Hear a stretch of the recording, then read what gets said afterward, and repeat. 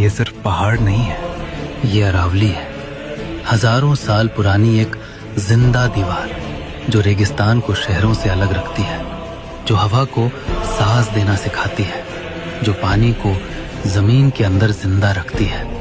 आज ये खामोश है। सवाल सिर्फ विकास का नहीं, जिम्मेदारी का है। आज फैसला हमारे हाथ में है कि इतिहास बचेगा या सिर्फ तस्वीरें।